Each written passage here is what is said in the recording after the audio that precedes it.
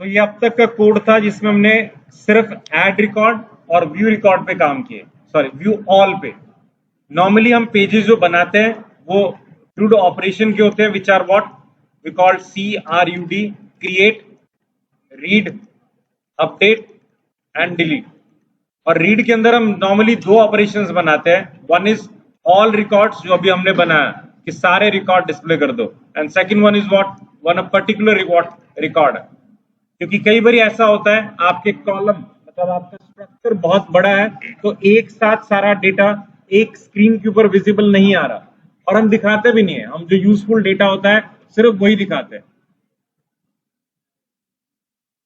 ठीक है, तो सभी के लिए, बाकी सभी के लिए हम क्या यूज करेंगे, पर्टिकुलर वाला ऐड करेंगे। सो एक पर्टिकुलर रिकॉर्ड का सारा डेटा देखना है, ये हम वर्टिकली देख रहे हैं, हॉरिजॉन्टली देख रहे हैं एक रिकॉर्ड को, नेम एंड एज। अब उस केस में क्या दिखाएंगे, वर्टिकली सिंगल रिकॉर्ड को दिखाएंगे, हर रिकॉर्ड के साथ ऐड करना है। इसका मतलब जो आपने EGS पेज बनाया था होम वाला जिसमें कि हम सारे रिकॉर्ड डिस्प्ले कर रहे थे, एक उसमें एडिशनल हेडर डालते हैं, एंड एडिशनली हमने अपने कॉलम के अंदर एक नया TD कॉलम डाल दिया। It contains an hyperlink to what another end pointer, that's a called view.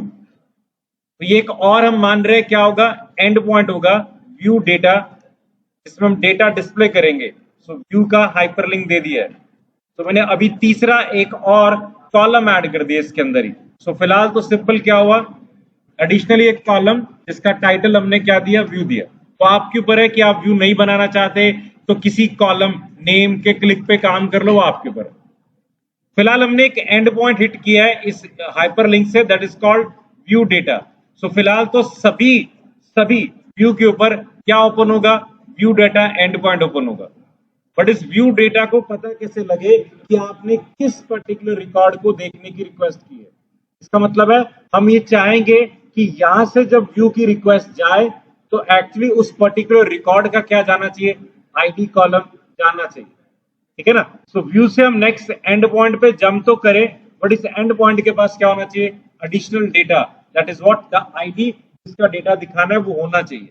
अब हम कैसे करेंगे, हम डायनेमिक राउटिंग प्रिपेयर करेंगे। तो यहाँ पर व्यू डेटा पैरामीटर में क्या रिसीव करेगा, a value which is what, an ID। so percentile equal item dot क्या है, underscore what, ID था। तो ID कॉलम हमने फॉरवर्ड कर दिए व्यू डेटा के साथ।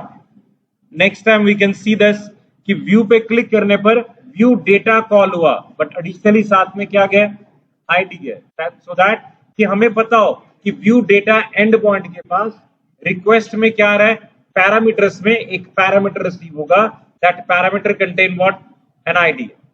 तो हर रिकॉर्ड का अलग अलग ID क्या है, ट्रांसफर हो रहा है, जिससे कि हमें ये कंफर्म हुआ कि जब व्यू डेटा पेज पर हम जा रहे हैं तो हम साथ में क्या भेज रहे हैं, ID भेज रहे हैं कि एग्जैक्टली व्यू डेटा कौन से रिकॉर्ड को करना है। तो पहला काम ये था, आपने हाइपरलिंक बनाए, फिर आपने उस हाइपरलिंक में करंट रिकॉर्ड का ID प्राइमरी की कॉलम आपने नेक्स्ट एंड पॉइंट को क्या फॉरवर्ड कर दिया। अब जब हम नेक्स्ट एंड पॉइंट बनाएंगे which is what, view data, so I will say कि मैं एक नया एंड पॉइंट क्रिएट करूंगा server.js में,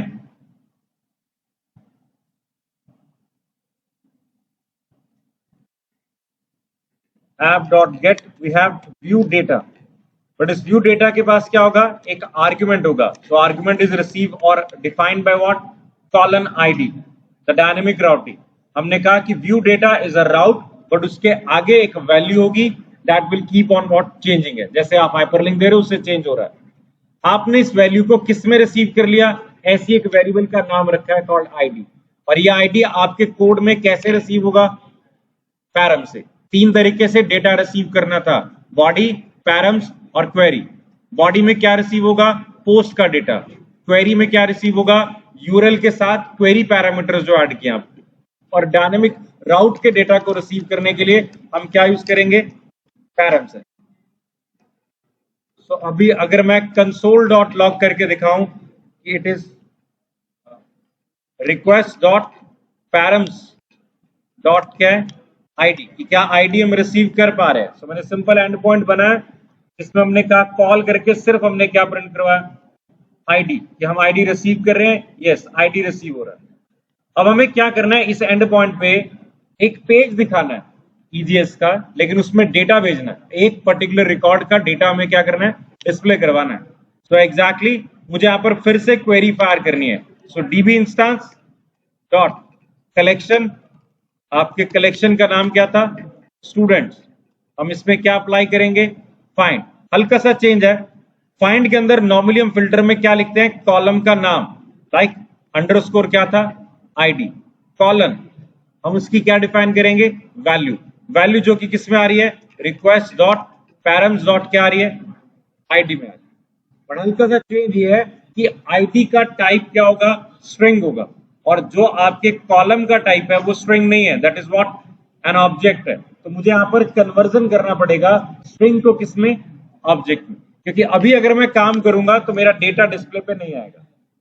लेट्स से कि हम प्रोसेस करते हैं अभी। सो हमने कहा then we will receive what, uh result. तो हम रिजल्ट रिसीव करेंगे।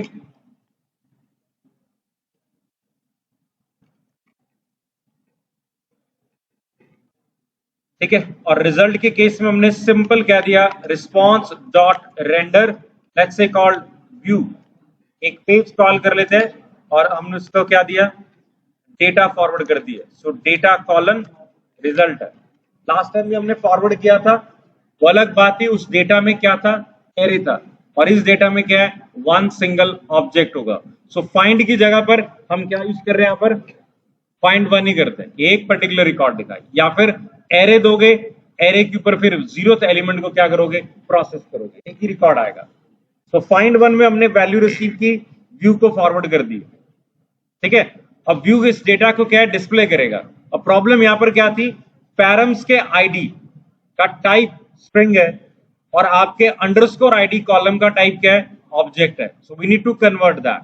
अब इसके लिए मुझे क्या करना पड़ेगा, मोंगोडीबी मॉड्यूल से एक और क्लास मुझे इंपोर्ट करनी है, which is called object ID. एक और क्लास है, सो मैं इसका इंपोर्ट कर रहा हूं, let's say called object ID. नाम जो मर्जी रखो, it is require MongoDB dot क्या है, ऑब्जेक्ट आईडी। ठीक है,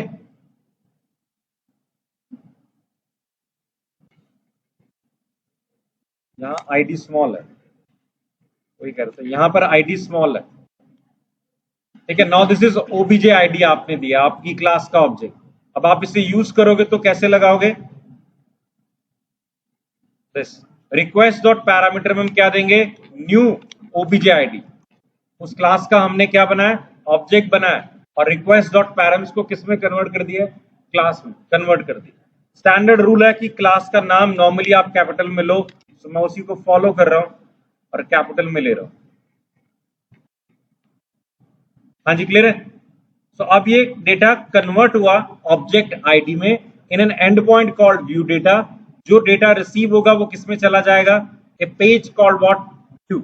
नॉर्मली 5 पेजेस का स्ट्रक्चर ना अधिकतर जगह पर डिफाइन होता है, जैसे शो ऑल वाले पेजेस को हम कहते हैं। जैसे इस केस में हम स्टूडेंट्स का डेटा डिस्प्ले कर रहे थे, नाम अगर बड़ा रखना हो तो शो ऑल क्या होता है, स्टूडेंट्स होता है। एक पर्टिकुलर रिकॉर्ड दिखाना हो तो नाम क्या रखते हैं, शो स्टूडेंट। ऐड क्या आएगा, स्टूडेंट होगा। Update student and delete what, student. आपके व्यूज का नाम स्टैंडर्ड ये होना चाहिए, बट एक ही बात है, स्टैंडर्ड नहीं है, रूल नहीं है। हम ये कहते हैं फिर भी कि आप जब एक प्रोजेक्ट बना रहे हो, आप कोई भी एक स्टैंडर्ड यूज कर लो, बट सभी के ऊपर वही अप्लाई करना। आपने कह दिया मैंने स्टूडेंट्स वाले पेज का नाम, ऑल वाले पेज का नाम क्या रखा है, स्टूडेंट्स रखा है, डजंट मैटर, आप रखो। लेकिन फिर अज्यूम है कि आप बाकी सभी कलेक्शंस के लिए भी यही स्टैंडर्ड क्या है, फॉलो करोगे। एक स्टैंडर्ड आपने चूज करना है, आपने फॉलो करना है। ठीक है, ताकि आपके प्रोजेक्ट को मैं समझूं तो मैं एक ही स्टैंडर्ड आपसे पूछूं और उसी स्टैंडर्ड को मैं सभी के ऊपर अप्लाई कर सकूं। जैसे अभी हमने यहां पर व्यू रख दिया नाम, तो हम इसका नाम रख सकते हैं स्टूडेंट। इसका मतलब क्या होगा, अपने पेज में व्यूज फोल्डर में एक और व्यू हमें रिक्वायर्ड होगा, नाम क्या होगा, स्टूडेंट डॉट क्या, ईजीएस है। यहां हमें सिंपल एक डेटा डिस्प्ले करना है। सो टेबल नहीं है, लेकिन फिर भी हम टैबुलर फॉर्मेट में डेटा डिस्प्ले करेंगे। मतलब हमने एक सिंपल टेबल बना दिया, एक रो में क्या डिफाइन किया, कॉलम कॉल टीडी, इसमें रखा है नेम और आगे दूसरे कॉलम में उसकी वैल्यू डिफाइन कर दी। वैल्यू में क्या रखेंगे इस बारी, percentile equal to data dot क्या आएगा, नेम। एरे नहीं है, सिंपल सिंगल वैल्यू है, सिंगल ऑब्जेक्ट आ रहा है, ऑब्जेक्ट डॉट नेम डायरेक्टली क्या प्रिंट कर दिया। तो एक रो में हमने ये डेटा प्रिंट कर दिया है, दूसरी रो के अंदर हमने एज प्रिंट कर दिया, एज और एज टेबल के अंदर ही डेटा व्यू किए। सो आई कैन सी अभी के लिए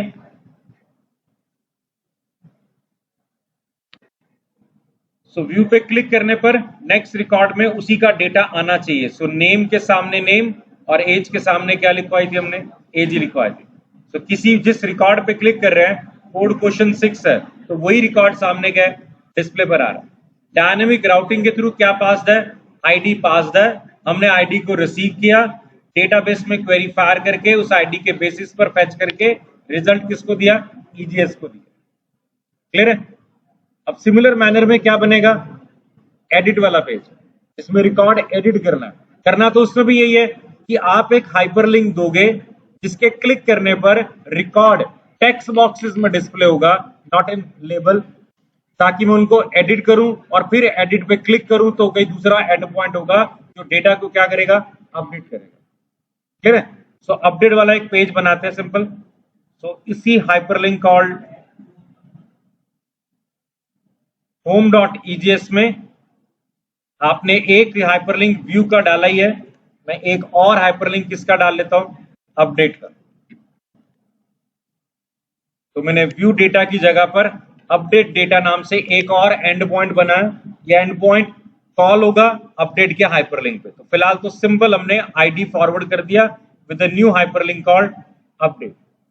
अपडेट के क्लिक पे दूसरा एंड पॉइंट कॉल होना चाहिए, इसमें क्या आ रहा है, डेटा होना चाहिए। अब इसी एंड पॉइंट को हम दो तरह से यूज करेंगे, पहला तो गेट हो गया जो रिट्रीव करेगा, और दूसरा क्या होगा, पोस्ट होगा जो एक्चुअली डेटा क्या है, सेव करेगा। तो इंपॉर्टेंट एक चीज इसके अंदर है कि मैं एक पेज बनाता हूं, let's say called update student dot EGS.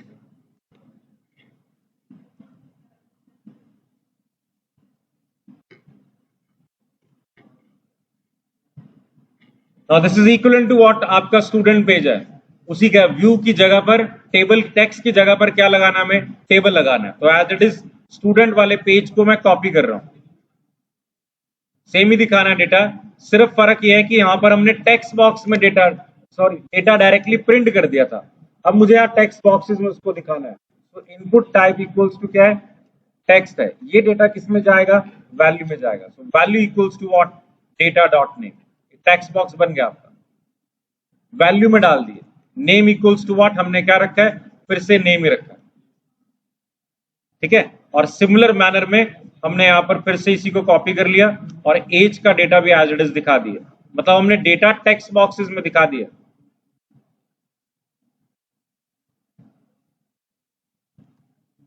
तो एडिट की तरह ही है, फर्क सिर्फ इतना पड़ा कि वो डेटा किस में आ जाएगा, टेक्स्ट बॉक्स में आ जाएगा।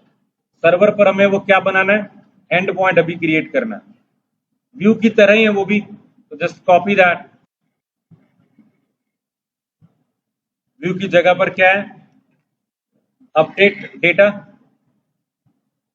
तो and point call update data, ID receive होगा, सेम प्रोसेस, यहां पर डेटा किसको भेज रहे हैं, अपडेट स्टूडेंट को भेज रहे हैं, ठीक है। अभी तो व्यू की तरह ही किया है सिंपल, हमने सिर्फ उसमें एक चीज ऐड की है कि सिंपल डेटा प्रिंट करने की बजाय क्या लगा दिए, टेक्स्ट बॉक्सेस लगा दिए।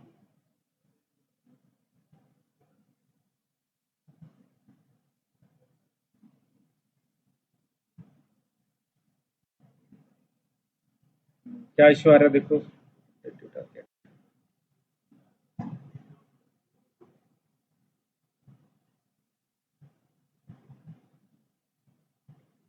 ये मैंने बीच में डाल दिया ना,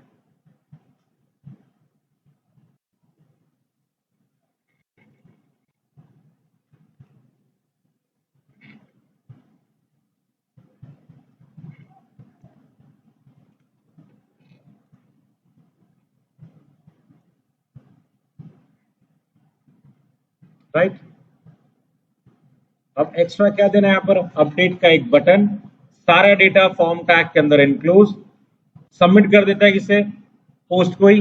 बट इंपॉर्टेंट चीज क्या है, पोस्ट को अगर अभी मैं डेटा सबमिट करूंगा तो सिर्फ क्या जाएगा, नेम और एज जाएगा। और पोस्ट में भी डेटा अपडेट करने के लिए क्या रिक्वायर्ड है, आईडी तो रिक्वायर्ड है ना, तो मतलब मुझे आईडी भी भेजना पड़ेगा। आईडी अभी कहाँ पड़ा है, यूआरएल में है, लेकिन पोस्ट से जब डेटा सबमिट होगा तो फॉर्म टैग का डेटा जाएगा, तो आईडी नहीं जाएगा। तो आईडी भी हमें आपने उस ईजीएस पेज के अंदर रखनी है। अपडेट स्टूडेंट में हमने सारे इनपुट टाइप कंट्रोल बनाए हैं, बट मैं यहाँ पर एक और इनपुट टाइप कंट्रोल बना रहा हूं, विच इज व्हाट, हिडन है, दिखाई नहीं देगा। इस ना दिखने वाले बॉक्स के नेम में हमने क्या डाल दिया, आईडी, कि हम आईडी भेज रहे हैं, और इसकी वैल्यू में हम क्या स्टोर कर रहे हैं, again ID. So data dot underscore what, ID. ठीक है, ये बॉक्स इनपुट टाइप हिडन है, तो बट ऑब्वियसली ये दिखाई तो नहीं देगा, बट एग्जैक्टली अगर आप व्यू सोर्स करोगे तो वहां पेज में क्या पड़ा है, हिडन में वैल्यू पड़ी हुई। तो जब सबमिट होगा नेम और एज आपके चले जाएंगे और आईडी बैकग्राउंड में क्या है, चली जाएगी, ताकि सामने वाले पेज के पास 3 पैरामीटर्स आएंगे, name, age and ID. Name और एज को अपडेट करना है on the basis of what, ID. So अभी हमारा सर्वर पे लास्ट बनेगा app.get, sorry, app.post, we have update what, data। ठीक है, अपडेट डेटा आर्ग्यूमेंट कुछ रिसीव नहीं करेगा, मतलब एग्जैक्टली ये रिक्वेस्ट से डेटा रिसीव करेगा। और पोस्ट के लिए हमें क्या रिक्वायर्ड होता है, बॉडी पार्सर लगा दिया हमने पहले से, कल लगा लिया था ना बॉडी पार्सर, लगा हुआ ना। अपडेट स्टूडेंट के पूरे डेटा को हम एनक्लोज कर देते हैं form tag, action equal to slash what, update data, and method equals to what, post. तो सारा डेटा फॉर्म टैग के अंदर एनक्लोज कर दिया है with a method call what, post. सारा डेटा सबमिट हो जाएगा। पोस्ट वाले एंड पॉइंट पे सिर्फ क्या काम करना है आपको, डेटा सारा रिसीव करना है और उसके बेसिस पर क्या फायर करनी है, अपडेट की क्वेरी फायर करनी है। तो यहां पर मुझे डीबी इंस्टेंस डॉट कलेक्शन, कौन सा, स्टूडेंट्स डॉट क्या करना है, अपडेट 1 कॉल करना है। अपडेट 1 के पैरामीटर में भी क्या है, फिल्टर, पहला किस बेसिस पे रिकॉर्ड को क्या करना है, अपडेट करना है। सो हमारा वो बेसिस क्या था, underscore ID column new object ID bracket में रिक्वेस्ट डॉट बॉडी डॉट क्या आ रहा है, आईडी आ रहा है, यही था ना। रिक्वेस्ट की बॉडी में क्या आ रहा है, आईडी नाम से वेरिएबल आ रहा था, और एक कौन सा था, user name, name and what, age. तो आईडी को हमने डायरेक्टली ऑब्जेक्ट आईडी से कन्वर्ट करके फिल्टर उसके ऊपर लगा दिया, और सेकंड पैरामीटर में हम क्या डिफाइन करते हैं, सेट डिफाइन करते हैं। इट इज ब्रैकेट डॉलर क्या है, सेट, कि किन किन कॉलम्स को मॉडिफाई करना है। अब यहां पर हमने कॉलम्स के नाम देने हैं, लाइक नेम कॉलन क्या देना है, रिक्वेस्ट डॉट बॉडी डॉट क्या आएगा, name, comma age colon request dot body dot क्या है। तो सेट से हम डिफाइन कर रहे हैं कि कौन कौन से कॉलम अपडेट करने हैं। नेम कॉलम अपडेट करना है, वैल्यू कहां से आएगी, बॉडी के नेम से, और एज की वैल्यू कहां से आएगी, बॉडी के एज से, राइट। और इसके बाद वापिस से रिस्पॉन्स को रेंडर करवा देते हैं या रीडायरेक्ट कर देते हैं, that is called slash gate data page. तो आपका पेज वापस से ओपन आ जाएगा। क्लियर हुआ। अपडेट 1 में सबसे पहले आएगा फिल्टर, फेयर क्लॉज, कि किस रिकॉर्ड को अपडेट करना है।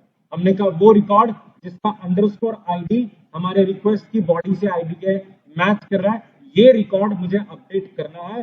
किस रिकॉर्ड का क्या क्या अपडेट करना है, नेम और एज दोनों ही अपडेट करना है। तो पहला क्या था, फिल्टर था। दिस इज इक्वल टू आपकी जो क्वेरी लगी, अगर देखा जाए तो क्वेरी क्या लगी है, update student set name equals to, आपने क्या लिखा, रिक्वेस्ट डॉट बॉडी डॉट क्या name, comma age equals to request dot body dot age, और where clause, where underscore ID equals to क्या दिया आपने, रिक्वेस्ट डॉट बॉडी डॉट क्या ID दी। जो अभी हमने मोंगोडीबी में लिखा है, अगर मैं सीक्वल में लिखूं तो एग्जैक्टली हमने ये लिखा है। अपडेट क्वेरी फायर कर रहे हैं स्टूडेंट टेबल के ऊपर, वेयर क्लॉज पहले लगता है, अपडेट 1 में तो हमने वेयर क्लॉज पहले लगा दिया और बाद में आपके कॉलम जिनको सेट करना है नेम कॉमा एज जिनकी वैल्यूज चेंज करने के बाद हमने वापस उसे कहां भेज दिया गेट डेटा के पे। क्लियर है?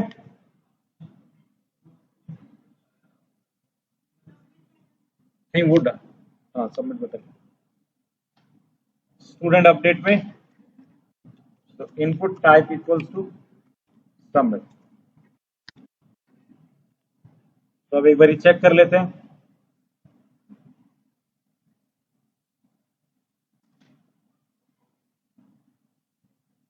सो न्यू वन पे क्लिक कर दिया,